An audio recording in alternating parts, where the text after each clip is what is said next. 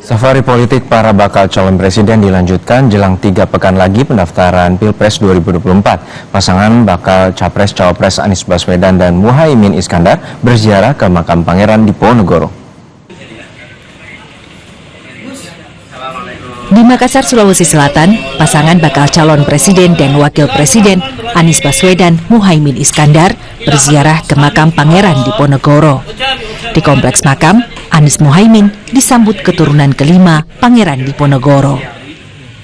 Setelah berdoa bersama, Anies Muhaimin melihat replika meja bundar tempat Pangeran Diponegoro sempat berembuk dengan Belanda, menyatakan penolakan atas kedatangan Belanda yang menjajah. Akibat pemberontakan Pangeran Diponegoro, Belanda bangkrut. Akibat bangkrut muncul politik tanam paksa.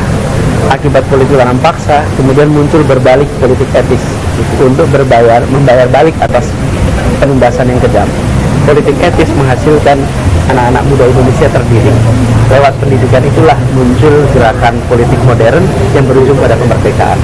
Jadi hilirnya kemerdekaan, hulunya adalah perang Jawa, perang Diponegoro yang kita rasakan semua dampaknya sampai dengan sekarang. Jadi kami merasa bersyukur bisa pada kesempatan ke Makassar ini ziarah.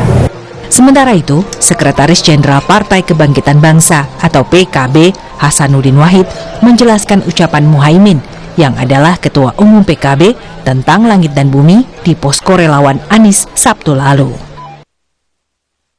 Ini ternyata amin, Anies Muhaimin, langitnya baik, buminya baik. Saya ketemu perintah Kiai sejak 2021, diperintah di Mekah, diperintah Kiai Jawa Tengah. Nah, saya dengan Prabowo juga gitu, buminya bagus tapi langitnya gelap, kata Muhaimin. Kata Hasanuddin, Muhaimin hanya menirukan ucapan Kiai, sehingga tidak ada maksud khusus. Langitnya gelap. Menurut para kiai-kiai yang melakukan istikharah begitu. Jadi bukan bahasanya Caimin hanya menyampaikan apa yang diisyarahkan oleh para kiai-kiai dan para sepuh.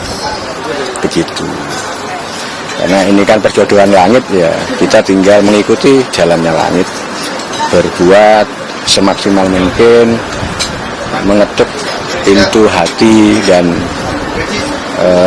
jiwanya para pemilih di Indonesia. Ya. Gerindra yang ketua umumnya disebut-sebut Muhaimin menilai tak masalah ucapan tersebut.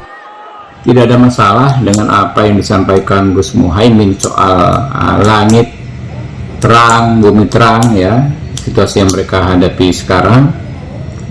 Karena memang mereka sudah mendapatkan posisi sebagai bacawa pres. Kami juga ikut mendoakan semoga seterusnya langit terang, bumi terang bersama Gus Muhaimin. Ya. Sebelum bergabung dengan koalisi Anies Baswedan, Muhaimin dan PKB berkoalisi dengan Gerindra dengan Prabowo Subianto sebagai bakal capres.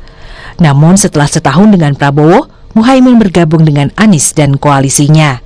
Sementara Demokrat yang sebelumnya koalisi Anies bergabung dengan koalisi Prabowo. Manuver politik makin kencang di tengah makin dekatnya pendaftaran pasangan bakal Capres-Cawapres di pemilihan Presiden 2024 yang dihelat pada 19 hingga 25 Oktober mendatang. Tim Liputan Kompas TV.